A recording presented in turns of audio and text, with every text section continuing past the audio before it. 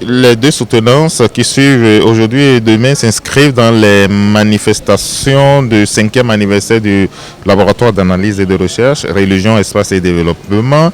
Nous allons retenir que 5 ans après, le labo fait son petit bonhomme de chemin.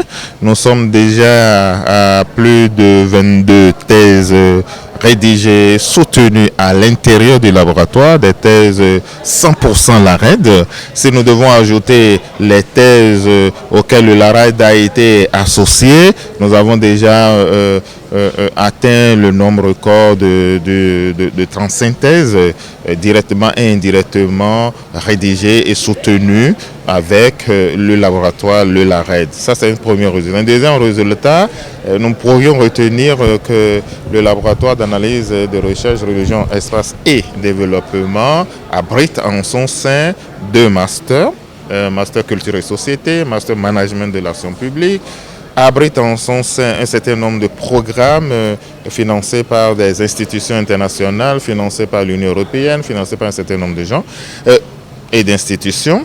Le laboratoire abrite en son sein, depuis qu'il est né, a travaillé plus d'une centaine d'articles qui sont publiés, plus d'une dizaine d'ouvrages qui sont publiés, qui sont des résultats tangibles à côté des autres résultats qu'on peut identifier. Au finish, on dira avec beaucoup de fierté, mais on dira aussi avec beaucoup d'humilité et d'engagement pour aller plus loin, que la moisson est abondante, que la moisson est très sérieuse et que les difficultés qui se pointent à l'horizon en raison du niveau où nous sommes parvenus seront des difficultés que nous allons surmonter. Le niveau de collaboration avec les autres universités, il est très bon. Le laboratoire revient de la signature d'un partenariat avec l'université de Linköping en Suède, il y a moins d'une semaine encore, où nous avons la possibilité d'envoyer nos étudiants en Suède et de recevoir des étudiants suédois. Ça, c'est le tout dernier né.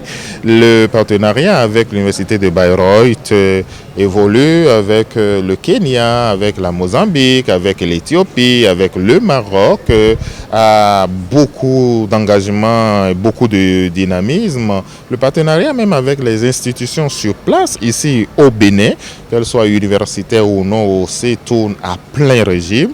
Donc nous ne sommes pas restés cloisonnés à nous-mêmes. Nous avions fini le programme, l'année dernière, un programme de fonds compétitif de l'UAC, avec l'ENAM, avec la chaire UNESCO, avec la FASEG, etc. etc. Donc nous essayons au niveau de l'ARED de nous insérer doucement. Les prochains défis de l'ARED, c'est déjà de maintenir le cap et d'aller plus loin, c'est le premier défi. Deuxième, c'est de commencer par vendre davantage l'expertise de l'ARED en termes de consultance, en termes d'expertise pour le développement, en termes de prestations pour le développement. Les prochains défis, c'est également de renforcer les aspects publication de l'ARED pour que dans des revues indexées, nous puissions aussi faire apparaître notre institution.